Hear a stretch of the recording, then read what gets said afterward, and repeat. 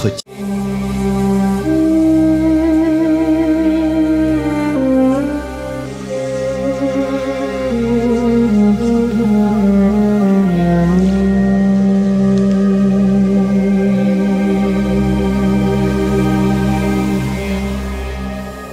Bonjour à toutes et à tous, merci pour votre fidélité à Storia Voce et bienvenue pour cette nouvelle édition des Grands Entretiens. Nous sommes dans les premiers siècles de notre ère, au tout début du IIIe siècle, très exactement, dans une prison romaine. Une femme chrétienne est sur le point d'accoucher. Image paradoxale puisque, alors que cette femme est sur le point de donner la vie, elle sait qu'elle va la perdre en martyr, dévorée par des bêtes. Son nom, nous le connaissons, est Félicité. Alors que, pendant l'accouchement, elle se met à crier et à exprimer toute la douleur qui est en elle, un geôlier s'approche et la raille. « Toi qui souffres ainsi maintenant, lui dit-il, que feras-tu quand tu seras exposé aux bêtes ?» Félicité lui répond « Maintenant, c'est moi qui souffre ce que je souffre, mais là-bas, il y aura quelqu'un d'autre en moi qui souffrira pour moi, parce que moi aussi, je vais souffrir pour lui.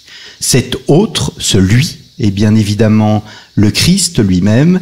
Félicité savait qu'elle allait en quelque sorte communier en donnant sa vie pour lui, pour sa foi. Storia Voce vous propose aujourd'hui de comprendre ces premiers chrétiens, de partir à la découverte de ces premiers chrétiens. Qui étaient-ils? Comment vivaient-ils? Quels sont les éléments qui ont favorisé leur essor et leur développement autour d'abord de la Méditerranée, puis au-delà? Comment, au fond, l'Église s'est-elle construite dans les premiers temps? C'est ce que nous allons voir avec Jean-Marie Salamito. Jean-Marie, bonjour. Bonjour. Merci d'avoir répondu à notre invitation. Vous êtes professeur d'histoire du christianisme antique à Paris 4 Sorbonne, spécialiste de Saint-Augustin et auteur de nombreux ouvrages. Et si je vous reçois aujourd'hui, c'est pour un double motif. Il y a d'abord quelques mois, vous avez dirigé dans la prestigieuse collection de la Pléiade, Gallimard, donc l'édition de textes intitulés sobrement « Premiers écrits chrétiens ». Un travail réalisé avec deux confrères, donc Bernard Poudron et Vincent Zarini. Mais je vous ai aussi invité parce que vous avez souhaité répondre au livre de Michel Onfray, donc depuis, il y a eu un autre livre depuis Décadence, mais il s'agit bien de Décadence. Donc, vous avez répondu à ce livre Décadence dans un petit essai paru aux éditions Salvator, Michel Onfray au pays des mythes, réponse sur Jésus et le christianisme. C'est un essai dans lequel vous avez décortiqué, tel un entomologiste, les raccourcis, les affirmations hasardeuses, les anachronismes, les extraits sortis de leur contexte d'un livre qui, bien évidemment, est un succès de librairie, parce que Michel Onfray est un succès de librairie, mais qui n'en reste pas moins très éloigné, comme nous allons le voir, des méthodes critiques de l'histoire et, disons-le tout bonnement, de l'honnêteté intellectuelle. Nous consacrerons une partie de cette émission à votre ouvrage qui me semble essentiel.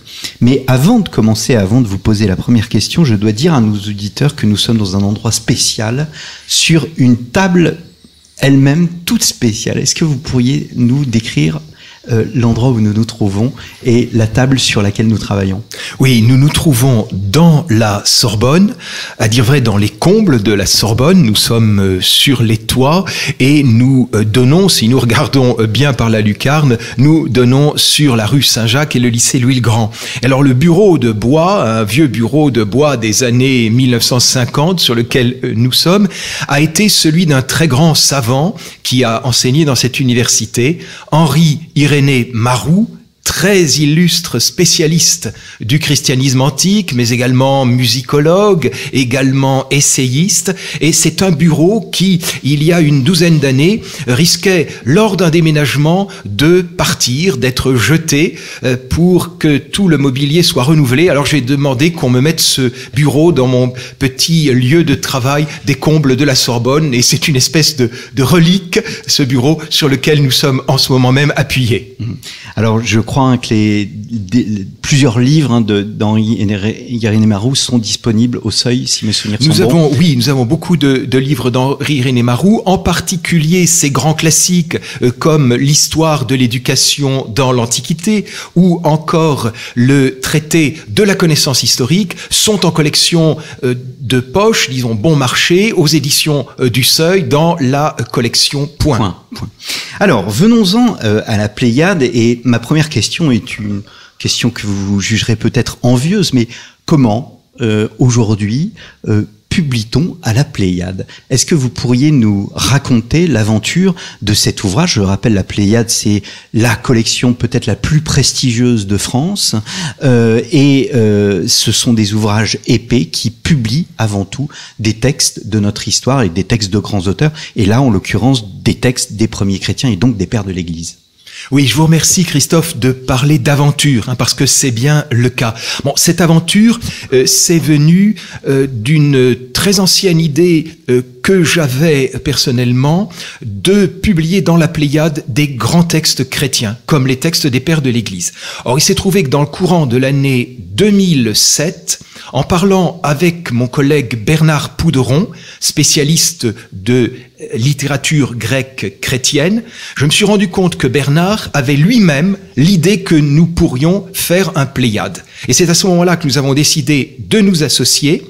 Nous avons ensuite contacté un de mes collègues de la Sorbonne, latiniste, Vincent Zarini, et nous avons monté un projet. Nous avons fait une description de ce que pouvait être un volume ou même plusieurs volumes, et nous avons écrit tout simplement chez Gallimard à Hugues Pradier, qui est responsable de la Pléiade. Alors notre grande chance, c'est d'avoir été écoutés, c'est d'avoir pu mettre au point le projet dans un dialogue pour que le projet soit quand même aux dimensions de la Pléiade, que ce ne soit pas quelque chose d'excessivement volumineux. Le volume tel qu'il se présente aujourd'hui fait environ 1650 pages et nous avions prévu dès le départ un volume de 1600 pages. Donc vous voyez, nous sommes très proches de ce qui avait été prévu. Nous avons très tôt calibré les textes. Alors notre chance, vous avez raison de la souligner, notre chance c'est que en général, la bibliothèque de la Pléiade est faite de livres qui ont été commandés à des universitaires travaillant sur tel ou tel auteur.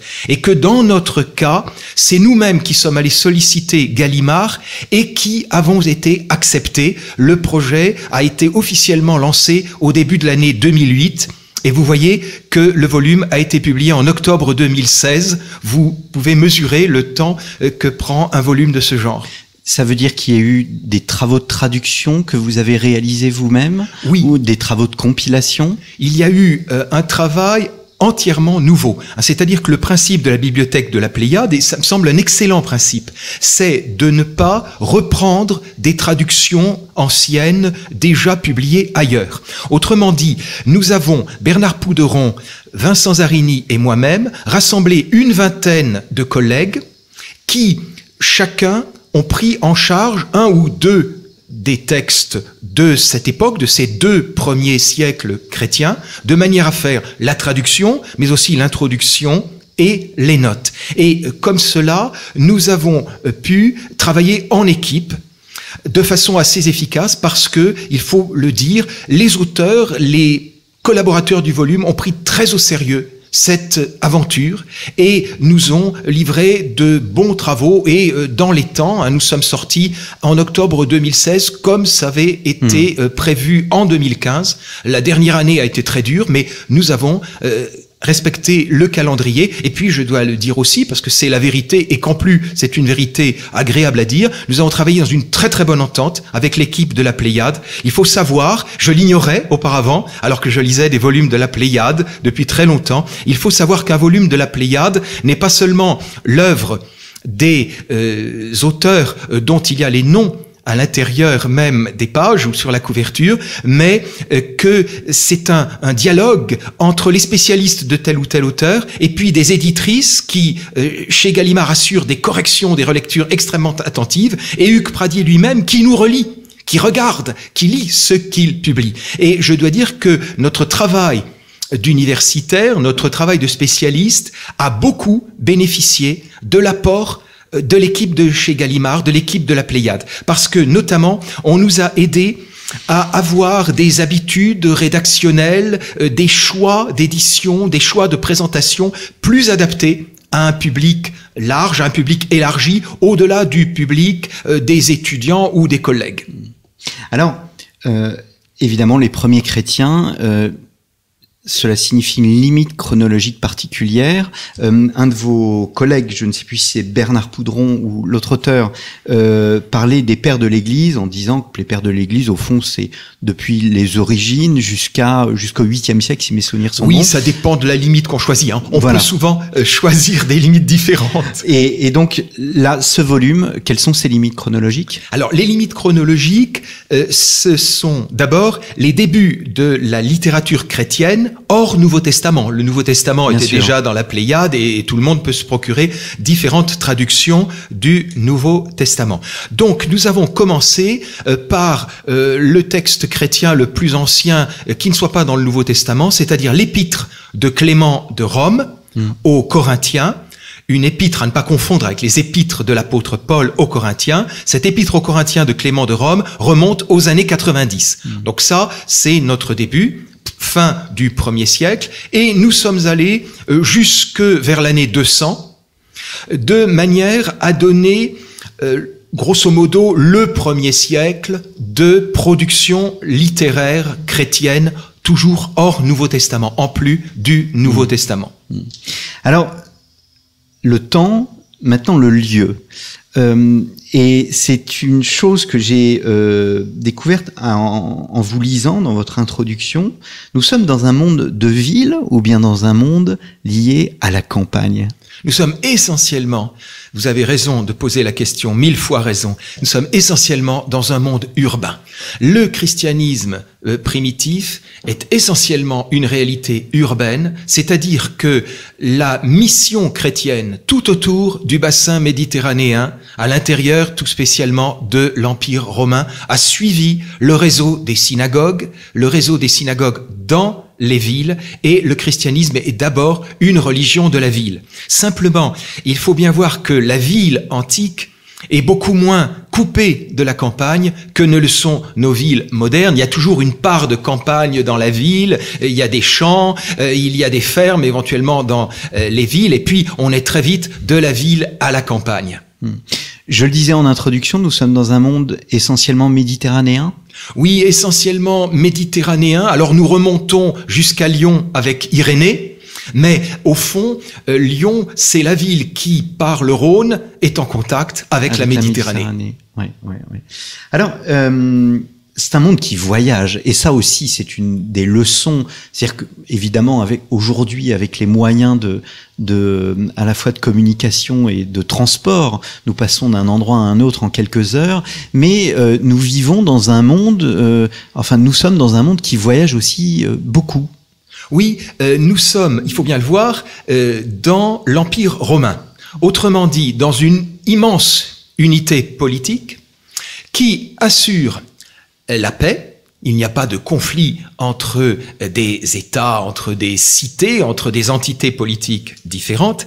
Et c'est un empire qui assure également la sécurité, en particulier qui lutte dans la mesure du possible contre la piraterie et le brigandage. Donc c'est un monde dans lequel les transports sont relativement plus sûr qu'à d'autres époques, pour autant que peut-être sur la navigation dans l'Antiquité. C'est donc un monde où l'on voyage, et c'est un monde où la vie culturelle amène à voyager. Prenons un de nos auteurs, qui est un des grands auteurs chrétiens du IIe siècle, Justin appelé parfois Justin martyr ou Justin de Rome. Il est appelé Justin de Rome parce qu'il a enseigné la philosophie et enseigné ensuite le christianisme à Rome.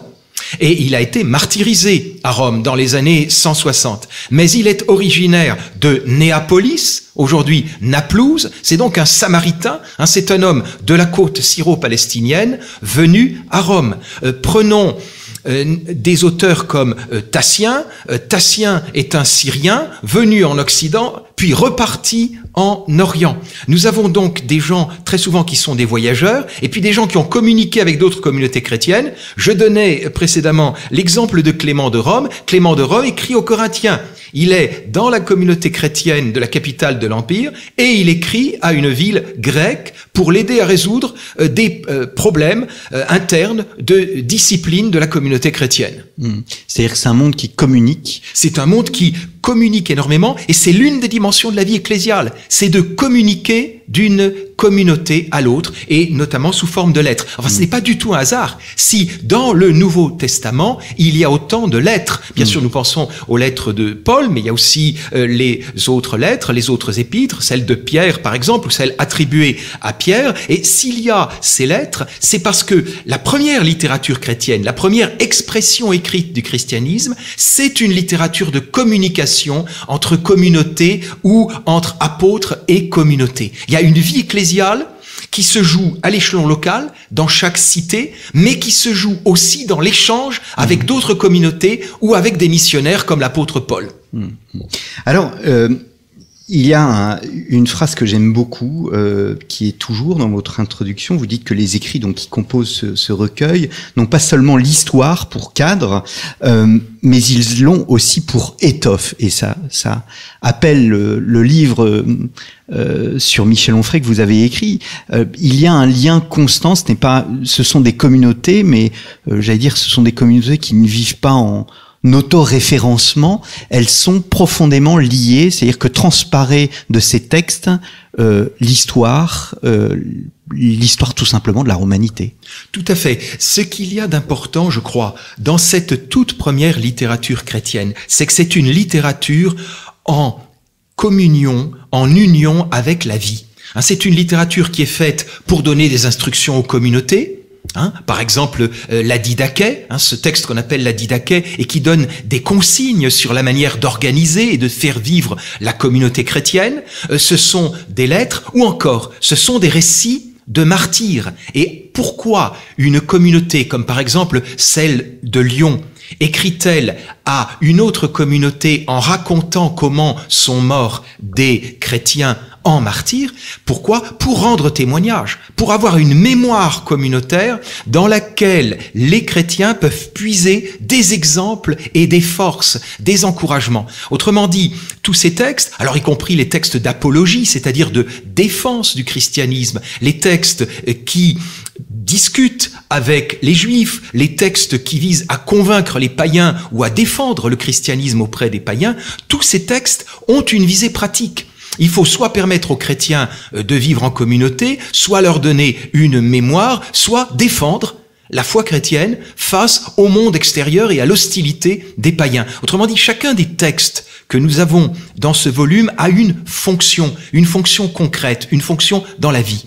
C'est-à-dire qu'il y a une conjugaison du local et de l'Église locale et de la vocation universelle du christianisme. Tout à fait. Il y a la double conscience d'appartenir à l'Église de Dieu de manière générale et d'appartenir à l'Église de Dieu telle qu'elle se réalise concrètement autour de son évêque, comme on le voit avec les lettres d'Ignace d'Antioche, par exemple, où le sens est très fort à la fois d'une Église universelle et d'une Église locale qui est très concrètement, visiblement ordonnée autour de son évêque.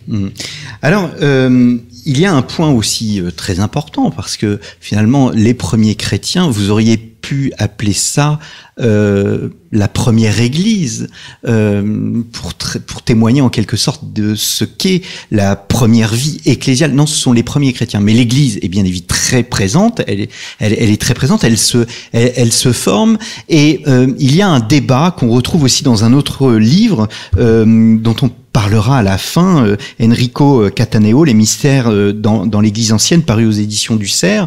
Il y a à la fois, on a tendance à opposer le charisme et l'institution ecclésiale.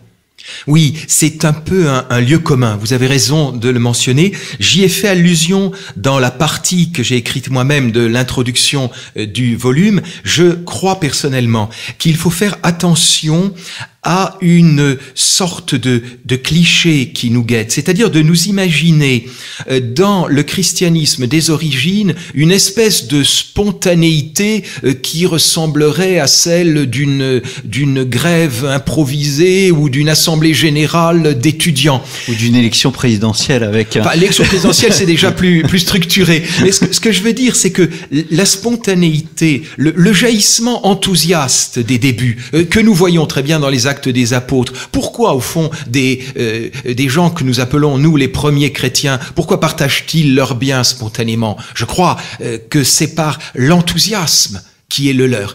Ils découvrent un message nouveau, ils sont entrés avec joie, avec ferveur, dans une vie nouvelle, et je suis pas du tout surpris de leur comportement. Mais en même temps, cette vie nouvelle des chrétiens, dès l'origine et par la suite, à l'époque que nous étudions, disons, essentiellement le IIe siècle, cette vie est organisée. On voit très bien, à travers les Actes des Apôtres, que la première communauté de Jérusalem est structurée autour des apôtres et qu'il y a même, en plus des apôtres, des anciens. Il y a cette institution des 7 que l'on appelle quelquefois un peu anachroniquement les diacres. Autrement dit, il y a une capacité à s'organiser, mais cette capacité à s'organiser ne signifie pas l'installation dans le monde ou encore le conformisme social. C'est l'organisation d'une communauté qui a à la fois son goût pour les charismes, son goût pour tout ce qui est spontané, et puis le sens d'un minimum de hiérarchie. D'institution. On écarte le cliché de l'église des catacombes. À plus forte raison, encore plus. Alors oui, les catacombes ne sont que des cimetières, c'est-à-dire des lieux de sépulture. Alors, ce qui est intéressant, c'est que le mot cimetière lui-même est un mot chrétien. En grec, il y a un mot qui est koimeterion, qui est de la famille de koimé. Koimé désigne le repos. Koimeterion, en grec classique, en grec avant les chrétiens, c'est un dortoir. C'est un lieu où l'on dort à plusieurs. Or, ce mot est utilisé par les chrétiens pour désigner leur première tombe ou les endroits où ils mettent leurs morts. Cela veut dire, et c'est très subversif, et c'est le message chrétien qui s'exprime ainsi, cela veut dire, nos morts sont endormis. Ils attendent la résurrection. Quand nous prononçons le mot cimetière, qui vient bien sûr du latin, mais le latin lui-même, le mot latin lui-même vient du grec. En fait, quand nous prononçons le mot cimetière, nous utilisons un mot qui, à l'origine, pour les chrétiens, exprime à sa façon l'espérance de la résurrection. Ce n'est pas une nécropole, c'est pas une ville des morts, c'est un lieu de repos. Alors, les catacombes, le mot catacombe lui-même remontant seulement au XIXe siècle. Les catacombes, ce sont des cimetières souterrains, particulièrement connu pour Rome, où il y a des dizaines de kilomètres de galeries souterraines, pour une raison très simple, c'est que il y a spéculation sur le terrain, il y a spéculation sur l'immobilier et sur les prix du sol, et du coup, il faut enterrer les morts sous la terre, il faut creuser. Or, l'Église a fait cela, l'Église de Rome a fait cela, certainement de manière communautaire, mais attention, les catacombes et tout leur réseau souterrain se développent à partir de l'extrême fin du second siècle ou du début du troisième siècle et sont particulièrement vivantes, sont particulièrement utilisées au IVe et au Ve siècle, donc à des époques plus tardives où le christianisme est autorisé. Il faut donc surtout pas imaginer des chrétiens se cachant dans les catacombes. Les catacombes ne sont pas des lieux de refuge. Pour se cacher, dans ce cas-là, soit on trouve des quartiers suffisamment populeux et complexes pour pouvoir s'y cacher, sinon on quitte la ville, on va se cacher à la campagne ou à la montagne. Tout simplement. Il y a beaucoup de... Et ça ressort également de votre livre sur Onfray. Il y a beaucoup de bon sens finalement. On se fait nous avons des clichés sur l'histoire du christianisme, mais il y a beaucoup de réponses qui se trouvent tout simplement dans le bon sens. Oui, dans le bon sens, puis dans le sens pratique, effectivement, quotidien. Il faut organiser. Il fait froid dans les catacombes. En fait. Alors, sous le sol, il fait très très froid. Et il fait très humide. Oui. N'oublions pas que le sous-sol de Rome, ce tuf bien connu dans lequel sont creusées les catacombes, c'est une roche qui est absolument saturé d'humidité. Oui. Et j'en ai fait l'expérience moi-même, puisque j'ai vécu à Rome et j'ai passé de très nombreuses heures dans les catacombes. On est comme imprégné d'humidité au bout de 2-3 heures dans une catacombe. On n'imagine pas y rester 2 jours. Alors, il y a une autre idée, je me permets de donner quelques photographies comme cela, mais avec des idées bien particulières, c'est la notion de succession. Vous expliquez que l'idée de succession apparaît au IIe siècle. Elle vient également après l'idée de tradition. Quand est-ce que l'on peut, au fond, parler de tradition? Est-ce qu'on parle de tradition immédiatement après le temps des apôtres? On en parle très tôt, parce que le mot même de tradition, en grec, paradosis, c'est-à-dire ce que l'on donne à autrui, ce que l'on transmet, ce que l'on remet, le mot grec apparaît déjà chez saint Paul. Donc c'est un des mots chrétiens les plus anciens. Alors, tradition, il faut bien voir que c'est, en grec, avec le mot paradosis, un nom d'action. C'est-à-dire que trop souvent, nous imaginons la tradition comme un état de fait, comme des choses. Or, la tradition, c'est le fait même, l'acte même de transmettre. C'est l'idée que le message que l'on a reçu, on le donne à son tour à autrui, qui, encore à son tour, le transmettra à d'autres personnes. C'est cela la tradition, c'est une espèce de relais à travers les générations. Et ça, les chrétiens en ont eu conscience. Quelqu'un qui est un magnifique théoricien de la tradition, c'est Irénée de Lyon, à l'extrême fin du IIe siècle. Nous avons un livre d'Irénée, du Contre les hérésies d'Irénée de Lyon dans ce volume. Notre évêque de Lyon, Irénée, a vraiment théorisé cette tradition. C'est-à-dire qu'il a bien vu que le christianisme, c'est toute une histoire d'envoi et de réception. Le Père envoie le Fils envoie ses apôtres. Rappelons-nous la parole, comme le Père m'a envoyé, moi aussi je vous envoie. Et à leur tour, les apôtres choisissent des personnes qui vont être à la tête des communautés. Et il y a donc cette idée que le christianisme se transmet de personne à personne. Ce qui ressemble à 2 choses à l'époque qui est la nôtre, à l'époque des débuts du christianisme. Ça ressemble à 2 choses. Ça ressemble à la succession des philosophes à la tête des écoles philosophiques. On sait qui a été le successeur de Platon, qui a été le successeur du successeur de Platon, et ainsi de suite. Et puis, ça rappelle aussi les rabbins se succédant les uns aux autres. Un rabbin sait de qui il a été l'élève. Paul lui-même, l'apôtre Paul lui-même, sait très bien qu'il a été l'élève de Gamaliel. Donc, on a dans l'Antiquité la mémoire du maître dont on a été l'élève. Et c'est propre au monde méditerranéen, au monde hellénistique, au monde judaïque, les deux? Pas forcément propre, parce que ce phénomène de lien entre maître et disciple se retrouve dans d'autres traditions. Il se retrouve dans des religions beaucoup plus orientales. Mais ce que je veux dire, c'est que pour les chrétiens, il est une réalité, et une réalité qui concorde avec ce qui se faisait dans le domaine de la philosophie et aussi dans le domaine de l'enseignement rabbinique. Je vous ai transmis Tradivi vobis quod accepti, si voilà, mes souvenirs sont bons, c'est je vous Saint ai Paul. transmis ce que j'ai moi-même reçu. Ça, c'est exactement la définition de la tradition. Autrement dit, la tradition n'est pas une habitude, elle n'est pas un usage, elle n'est pas un conservatisme. Elle est l'idée qu'on ne s'est pas fait tout seul, qu'on a reçu un message, que ce message on le garde précieusement et qu'on le transmet intact à autrui. Alors nous avons parlé de la paix comme une sorte de vecteur. S'il n'y avait pas eu de paix, peut-être que les choses eût été différentes.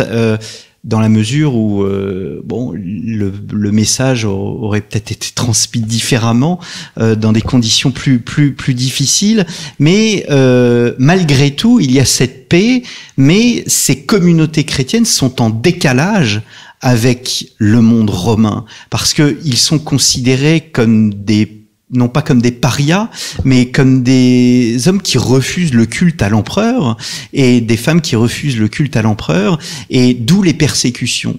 Les persécutions, on en parlait tout à l'heure, partent pleinement de cet essor, paradoxalement. Oui, bien sûr, elles sont très liées à l'essor pour une raison très simple à laquelle nous ne pensons pas habituellement. Parce que quand nous parlons de cette époque, nous disons les chrétiens. Mais qu'est-ce qu'un chrétien à cette époque? Au tout début, c'est un juif qui estime être resté juif, puisqu'il reconnaît en Jésus le Messie annoncé par les prophètes d'Israël. Autrement dit, les premiers chrétiens, ceux que nous appelons les premiers chrétiens, n'ont pas du tout la sensation de faire partie d'une nouvelle religion. Ils estiment être une manière de vivre le judaïsme, et pour eux la bonne manière de le vivre. Mais à mesure que le nombre de chrétiens s'étend, il s'étend notamment parmi les païens. Et donc, au IIe siècle, qu'est-ce le plus souvent qu'un chrétien? C'est un ancien païen. Or, nous sommes dans une société de la tradition, où il est normal de garder la religion, en l'occurrence la religion polythéiste, que l'on a reçue de ses ancêtres. Autrement dit, déjà... Et donc c'est une révolution. Oui, c'est une révolution. Donc déjà, un chrétien est suspect. Parce que si le juif est juif comme ses pères, si le païen est païen comme ses pères, le chrétien en général c'est un converti. Donc quelqu'un qui a trahi la tradition reçue de ses pères. Et déjà, ça, c'est une position inconfortable pour les chrétiens. Alors en plus, il y a le refus du culte des images, le refus du culte des idoles ou le refus du culte de l'empereur, qui crée évidemment une difficulté extrêmement grave entre les chrétiens et les autorités impériales comme la population de l'Empire. Alors, autre image, hein, peut-être que nos auditeurs n'en ont pas conscience, ceux qui connaissent mal l'histoire du christianisme, nous avons effleuré le sujet tout à l'heure, nous sommes dans un monde judéo-chrétien, puis ensuite plutôt christiano-hellénistique. Oui, nous avons en fait une sorte de très extraordinaire rupture qui s'est produite. Il faut en avoir conscience. Aujourd'hui, nous parlons de judaïsme et de christianisme, au fond, comme si ces deux catégories, si ces deux réalités avaient toujours existé. Et comme si Jésus était le fondateur d'une nouvelle religion. Alors, c'est ce qu'il est a posteriori, oui. Mais si nous prenons Jésus, comment a-t-il déployé son enseignement à l'intérieur du peuple d'Israël? Il a 12 disciples, comme il y a 12 tribus d'Israël. Et ainsi, il se présente en rassembleur d'Israël. Comme le Baptiste, qui est son prédécesseur, qui est le précurseur, comme le Baptiste, Jésus s'adresse aux Juifs et non pas aux païens. Et c'est après Jésus, c'est la première communauté chrétienne qui est amenée à s'adresser aux païens. Et d'abord à des païens qui sont des craignants Dieu, c'est-à-dire des païens attirés par le judaïsme, qui pratiquent un certain nombre des usages du judaïsme. C'est le cas de ce centurion Corneille ou Cornélius que Pierre baptise dans les Actes des Apôtres. C'est le moment, d'après les Actes des Apôtres, où Pierre découvre que les païens aussi, et pas seulement les juifs, ont part au salut en Jésus-Christ. Alors celui, évidemment, qui est, nous le savons tous, qui est l'homme de l'ouverture, qui est l'homme de la très grande ouverture vers les païens, c'est l'apôtre Paul, bien sûr. Et ça, il faut bien se rendre compte, c'est une révolution dans l'histoire, parce que cela veut dire que le peuple pour qui Jésus avait parlé, le peuple dont Jésus lui-même faisait partie, et les pères de l'Église n'ont jamais nié la judéité de Jésus. Le peuple à qui Jésus a parlé, le peuple juif, a fourni les tout premiers chrétiens, les toutes premières générations chrétiennes. Les premiers chrétiens, bien évidemment, sont des juifs. Mais peu à peu, à mesure que le message chrétien était circonscrit, restait minoritaire dans le judaïsme, le christianisme, lui, a gagné du terrain du côté des païens. Autrement dit, petit à petit, la majorité chrétienne a été une majorité d'origine païenne et non plus une majorité d'origine juive, ce qui a contribué à, en quelque sorte, marginaliser, isoler un petit peu les chrétiens d'origine juive, ce qui est effectivement un paradoxe, parce que eux étaient les premiers et ceux qui avaient en commun avec Jésus lui-même le fait d'être juifs. Alors, autre image qui me semble importante, au même titre que la constitution institutionnelle, le développement de l'Église, c'est celle du dogme. J'ai enregistré une émission avec Olivier Hahn, le médiéviste, qui rappelait que le dogme, le sens du mot dogme, c'était l'opinion, en fait. Oui, l'enseignement. Voilà. Oui. Comment se constitue ce dogme? Parce que, lors de la cérémonie de l'Eucharistie, aujourd'hui, on récite le le symbole de Nicée, le credo, qui date du XIVe siècle, du IVe siècle, pardon, du début du IVe siècle. Or, donc il y a un décalage. Est-ce que ce credo est applicable au 1er siècle? Est-ce ce qui est défini dans les lettres au début du IVe siècle et dans les esprits au 1er siècle? Il commence à y être, bien sûr, toute proportion gardée. Mais si vous feuilletez le volume Premiers écrits chrétiens, vous verrez qu'il y a quelques formules de profession de foi, c'est-à-dire des résumés de la foi chrétienne. Il faut bien voir que le message chrétien, dès l'origine, est un message qui peut se résumer en une proclamation essentielle, en un noyau dur. C'est ce que nous avons. Si nous lisons les différents discours de l'apôtre Pierre qui se trouvent au début des Actes des Apôtres, chacun de nous peut prendre le livre des Actes des Apôtres, lire et relire les discours de Pierre dans les premiers chapitres des Actes des Apôtres, à commencer par le discours de Pierre au jour de la Pentecôte. Or, ce que l'on peut voir, c'est que ces différents discours correspondent tous au même schéma, c'est-à-dire Jésus est venu, il a été baptisé par le Baptiste, il a prêché, il a fait des miracles, il a été crucifié, il est ressuscité, il a envoyé l'Esprit. Vous avez là tout un noyau chrétien, de proclamation chrétienne, ce qu'on appelle le kérygme, le mot grec kérygma. Le message chrétien. Voilà, c'est le message chrétien essentiel, le kérygme, c'est-à-dire la proclamation essentielle. Jésus est venu, il est mort et ressuscité, et c'est lui qui nous sauve. C'est en lui que nous avons le pardon des péchés. Eh bien, cela, c'est présent dans les toutes premières générations chrétiennes, et puis ça a été développé au-delà, et comme vous le dites, par exemple, dans le symbole du concile de Nicée en 325. Mais ce qui se passe à Nicée, ce n'est pas un commencement, c'est plutôt un développement d'idées qui existaient déjà. Alors peut-être un dernier mot donc sur ce volume de la Pléiade, les premiers chrétiens, c'est Vincent Zarini qui en parle. Il existe une esthétique littéraire? Oui, alors ça intéresse beaucoup Vincent Zarini, qui est un professeur de langue et littérature latine et qui est attaché à l'histoire des genres littéraires, à l'esthétique. Oui, il y a une beauté de ces textes. Vincent a eu raison d'en parler. Il y a une beauté de ces textes chrétiens. Pourquoi? Parce qu'on n'imagine guère, dans l'Antiquité, d'écrire un texte qui ne soit pas beau, parce que ces écrivains chrétiens ont été formés à la rhétorique, c'est-à-dire à l'art de parler et d'écrire de l'Antiquité gréco-romaine, et donc ils recherchent des qualités formelles. Et c'est ainsi que notre volume n'est pas seulement un document historique, n'est pas seulement un volume qui peut servir à faire l'histoire des idées, il est aussi un morceau de littérature.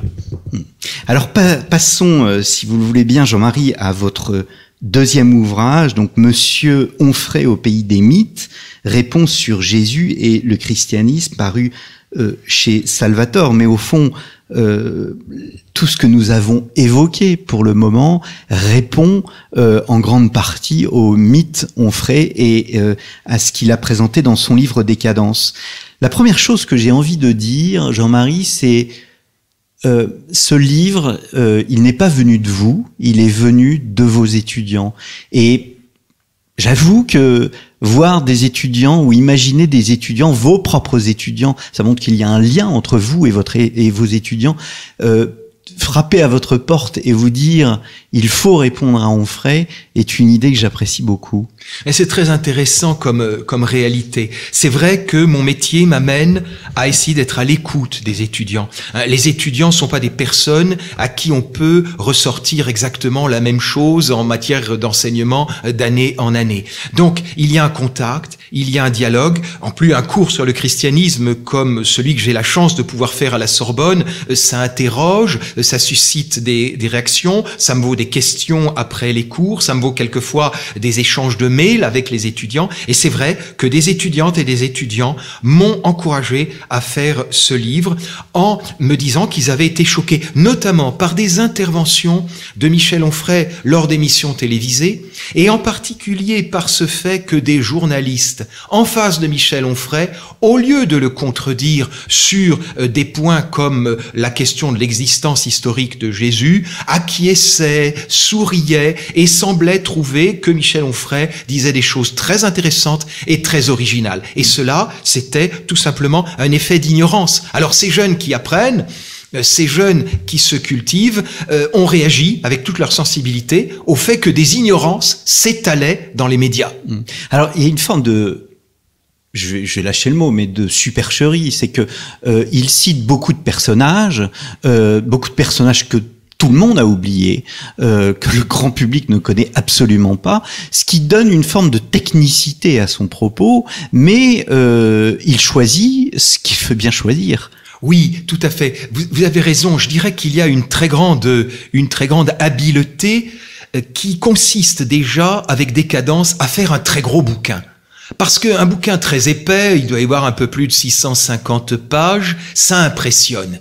Vous avez des gens, enfin vous le savez aussi bien que moi, Christophe, vous avez des gens qui comptent les pages des bouquins, qui regardent leur épaisseur, qui pensent au poids du papier avant de penser au concept, avant de penser au contenu. Et donc ça impressionne d'avoir les 650 pages de Décadence en face de soi ou dans la main. Alors en plus, dans Décadence, il y a, comme pour des ouvrages universitaires, il y a un index des noms à la fin, ce qui permet de se rendre compte de l'extraordinaire quantité de noms propres et aussi d'avoir l'impression que c'est un ouvrage scientifique. Alors ce qui est amusant, c'est que pour l'Antiquité chrétienne, il y a des noms qui n'y sont pas alors qu'ils sont dans le texte, ou alors il y a des personnages qui sont dédoublés, dont le nom est donné sous deux formes différentes, et du coup, ça fait deux personnages différents au lieu d'un dans l'index. Alors que ce sont les mêmes personnages. Les mêmes personnages. Alors vous n'avez pas voulu faire un pamphlet, Jean-Marie. Non, pas de la polémique. Vous n'avez pas voulu faire de la polémique. Vous ne vous êtes prononcé que sur votre domaine de prédilection, à savoir le christianisme antique. Oui, j'ai voulu rester sur mon domaine, sur le domaine que j'ignore le moins, sur lequel j'ai le moins de risques de dire de bêtises, parce que ce que j'ai voulu proposer au lecteur, c'est une mise au point. La plupart de mes pages disent au lecteur, voilà ce que Michel Onfray raconte, ce n'est pas vrai, et voilà ce que vous pouvez penser, voilà les sources, vous pouvez vous faire votre propre idée. Je crois que ce qui est très important, c'est d'avoir le goût de la vérité. C'est mon métier d'enseignant-chercheur, essayer de chercher des vérités, et puis de les propager, ça c'est la partie enseignement. Or, ce qui m'a vraiment gêné, ce qui m'a même choqué dans le livre de Michel Onfray, c'est que cet homme dont les qualités intellectuelles sont évidentes, dont la personnalité intellectuelle est très réelle, dont le talent ne peut pas être nié, c'est que Michel Onfray se soit abaissé, en quelque sorte, à écrire quantité d'affirmations qui sont fausses, à se tromper sur des noms propres, à accuser des personnages d'avoir fait des choses qu'ils n'ont jamais faites. Et ça, c'est extrêmement grave parce que je vois beaucoup de gens, y compris des chrétiens pratiquants, qui lisent Onfray et qui croient qu'ils vont apprendre quelque chose sur leur propre tradition, sur leur propre religion. Et ça, c'est, à mes yeux, extrêmement grave. Alors, est-ce que Onfray finalement ne recycle pas parce que l'historiographie est récente. Vous en présentez un peu un historique, je crois que c'est à partir du XVIIe siècle qu'on commence à étudier. Oui, 18e, voilà. oui, 18e. Et est-ce qu'on recycle pas au fond toutes les vieilles idées du 19e siècle, anticléricales, Renan, voilà, Jésus, cet homme formidable, mais bon, avec une sorte de nouveauté, on le verra, Jésus est vu comme un concept et non pas vraiment comme un homme qui mange, qui boit. Est-ce que c'est pas un recyclage du 19e siècle? Alors ça l'est en partie, mais si vous voulez, Christophe, j'ai pas voulu trop comparer Onfray à ses prédécesseurs parce que je pensais que les lecteurs ne connaîtraient pas de toute façon ses prédécesseurs et qu'il fallait travailler en toute priorité sur ce qu'Onfray avait écrit lui-même. Mais c'est vrai qu'Onfray reprend un certain nombre de clichés, il a aussi des idées personnelles, par exemple, il a manifestement consulté les écrits apocryphes chrétiens de la bibliothèque de la Pléiade. Il cite abondamment des textes apocryphes pour lesquels il a eu recours aux traductions assez récentes de volumes de la Pléiade qui ont précédé le nôtre. Donc, il y a à la fois de l'ancien, si j'ose dire, et du nouveau chez Michel Onfray. Ce que j'ai voulu surtout prendre en compte, c'est vraiment ce qu'il écrit, sans supposer chez le lecteur toute une histoire de la provenance des idées de Michel Onfray. Parce que ça, ce serait devenu plus compliqué, peut-être un peu lassant aussi. Alors, votre livre, bien évidemment, est bourré de références. Ce que je disais en introduction, tel un entomologiste, vous reprenez les différentes affirmations d'Onfray, vous les décortiquez et vous les passez à l'aune de la critique historique. Une affirmation, page 111, Jésus est un concept qui ne mange que du symbole. Il veut faire une sorte de Jésus un personnage désincarné. Et tout à l'heure, nous disions que il y a bien une histoire. Les premiers chrétiens, c'est l'étoffe de l'histoire dont vous parliez tout à l'heure, dont vous parlez dans votre introduction des premiers chrétiens. Et donc, déjà, cette idée, c'est pas une notion, c'est pas un concept, c'est une réalité. C'est un homme que l'on situe en son temps et pour lequel nous avons des références. On a enregistré une émission avec Codex, donc la fameuse revue Codex, qui, hasard du calendrier, a consacré son numéro à la Passion du Christ, et la Passion du Christ correspond à un supplice romain qui était infligé à une certaine catégorie de population, etc. Donc c'est un homme que vous incarnez, à la différence de Michel Onfray. Oui, mais je n'ai aucun mal à incarner Jésus, parce que j'ai fait une chose extrêmement simple, c'est enfantin, j'ai tout simplement relu les évangiles. C'est-à-dire que quand Michel Onfray dit « Jésus n'a pas de corps, Jésus ne mange pas, il ne mange que du symbole, sa nourriture est purement symbolique, Jésus n'a pas d'émotion, Jésus n'a pas de passion », j'ai fait une chose très simple, j'ai repris les 4 évangiles, je les ai entièrement relus en notant tous les passages où il était question du corps de Jésus, de parties du corps de Jésus, sa tête, ses mains, ses pieds, son visage, ou encore tous les passages, les émotions de Jésus, quand par exemple il est ému par la tombe de son ami Lazare. J'ai pris aussi tous les passages où il est question de nourriture, où il est question de Jésus qui mange, qui boit, ou bien les passages où Jésus lui-même parle de nourriture. Et c'est là que j'ai rappelé des choses évidentes. Il y a une jeune journaliste pour un journal de la presse écrite qui m'a interviewé il y a quelque temps et qui m'a dit « Vous avez renouvelé mon regard sur Jésus dans les évangiles parce que vous avez trouvé des tas de choses. » Mais je lui dis « Ce que j'ai trouvé, n'importe qui aurait pu le trouver, puisque je n'ai fait que regarder les textes. » Et là, je tiens beaucoup à cette leçon d'histoire. Si nous voulons faire de l'histoire, nous devons bien lire les sources. Et ce qui m'a fait vraiment beaucoup de peine, dirais-je, parce que c'est dommage de voir quelqu'un qui se trompe, ça ne fait pas du tout plaisir, que Michel Onfray n'ait pas bien lu les textes, qu'il ne les ait pas lus avec l'attention un peu humble, un petit peu empathique de l'intellectuel qui suit les lignes les unes après les autres et qui trouve dans les textes ce qui y est et non pas ce qui n'y est pas. Autre personnage, nous en parlions tout à l'heure, c'est Saint Paul. Et Saint Paul est alors caricaturé à un point, mais on en rit parce que il en fait une sorte de personnage complètement névrosé. Or aujourd'hui même, il se trouve que en arrivant à la Sorbonne, j'ai écouté la radio sur France Info, Le Monde des Religions, un magazine comme Le Monde des Religions réhabilite aujourd'hui Saint Paul et dit qu'il serait, que par exemple son soi-disant problème avec les femmes, est non pas un mythe, mais qu'il y a que les choses sont bien plus complexes qu'on ne le croit. Bien évidemment. Alors, vous avez parfaitement raison, Christophe, de penser à ce personnage de Paul. Paul, effectivement, est présenté comme un personnage entièrement négatif. Ça, c'est difficile à croire pour les lecteurs qui n'auront pas regardé Décadence. Je demande une chose à celles et ceux qui nous écoutent, c'est de feuilleter Décadence, de feuilleter mon petit livre aussi et de faire la comparaison. Rien de ce que je dis n'est pas dans Décadence. Je n'attribue jamais à Michel Onfray quelque chose qu'il n'a pas dit. Il y a même des gens qui ont lu mon livre avant de se mettre à lire Décadence et qui m'ont dit « Décadence, c'est presque encore pire que ce que vous dites dans votre livre ». Donc, je n'ai pas du tout exagéré. Or, c'est vrai, vous avez parfaitement raison de le dire. Sur Saint Paul, Michel Onfray est d'une agressivité, d'un pessimisme, d'une noirceur extraordinaire. Parce qu'il fait de Paul un névrosé, Il prétend que Paul est impuissant à des problèmes sexuels alors qu'il n'en sait rien, que je n'en sais rien non plus d'ailleurs, qu'il n'y a aucune raison de le penser. Il s'imagine que Paul est violent et qu'il a converti les gens au christianisme par la force, ce qui est absolument faux. Il s'imagine aussi que Paul détestait les intellectuels, alors que Paul est lui-même un intellectuel, un juif cultivé, que lui-même s'est intéressé à la philosophie. Il lui arrive de citer des concepts philosophiques et il a parlé aux philosophes athéniens. Donc, sur Paul, on est vraiment dans la désinformation.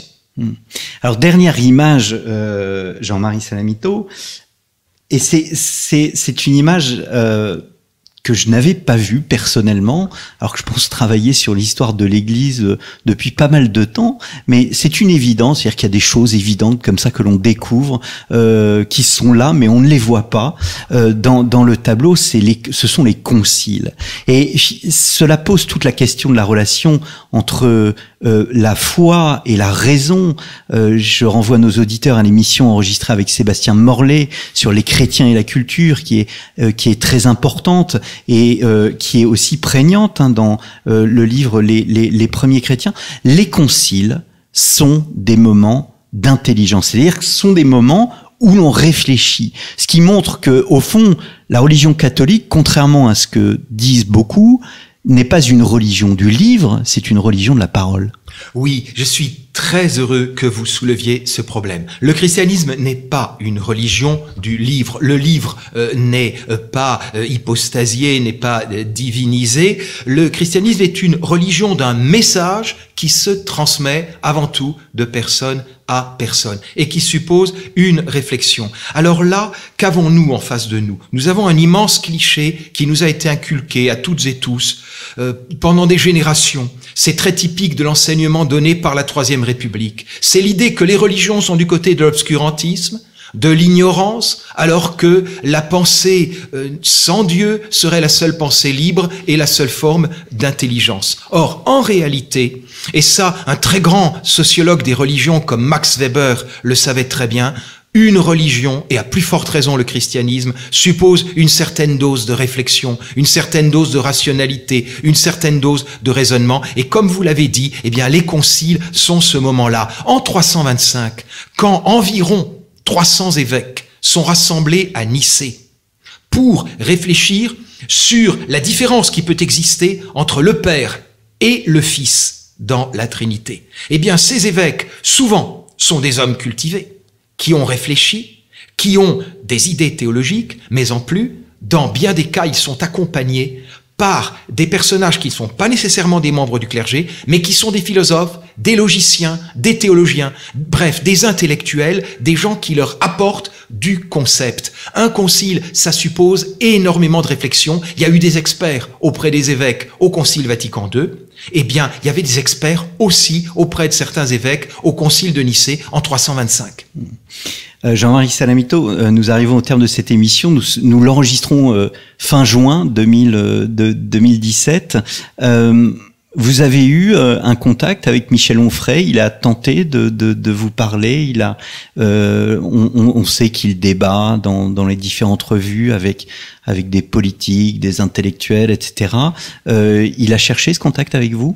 Non, pas du tout. Ce que je puis dire au jour d'aujourd'hui, c'est que j'ai bien évidemment envoyé mon livre avec une dédicace que j'ai voulu cordiale, respectueuse. Parce que vous n'êtes pas du tout agressif. Non, je n'ai pas voulu du tout être agressif. D'ailleurs, je n'éprouve aucune hostilité à Michel Onfray. Michel Onfray ne m'est absolument pas antipathique. Je suis désolé qu'il ait écrit ce qu'il a écrit dans des cadences sur le christianisme, mais sa personne ne provoque en moi aucune opposition, aucune agressivité. Non, je l'ai ainsi, par l'intermédiaire de l'éditeur qui lui a envoyé mon livre, je lui ai en quelque sorte envoyé un message. J'ai même accepté auprès d'un libraire de Caen le principe de débattre avec Michel Onfray. J'ai donné un accord de principe, mais Michel Onfray n'avait pas encore été consulté. À l'heure actuelle, je n'ai pas de nouvelles, et puis nous verrons bien. Je le dis en toute sérénité.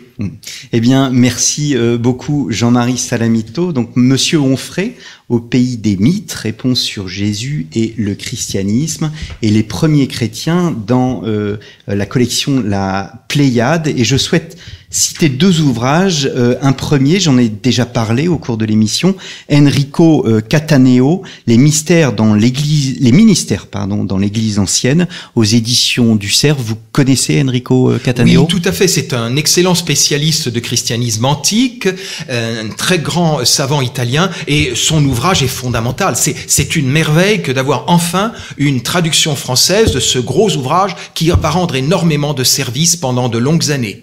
Alors, il y a une très très longue introduction qui présente les différents ministères, les apôtres, les prophètes, les docteurs, les évêques, les presbytres, les diacres. Il y a notamment abordé la fameuse question des diaconesses dont le pape François a souhaité parler.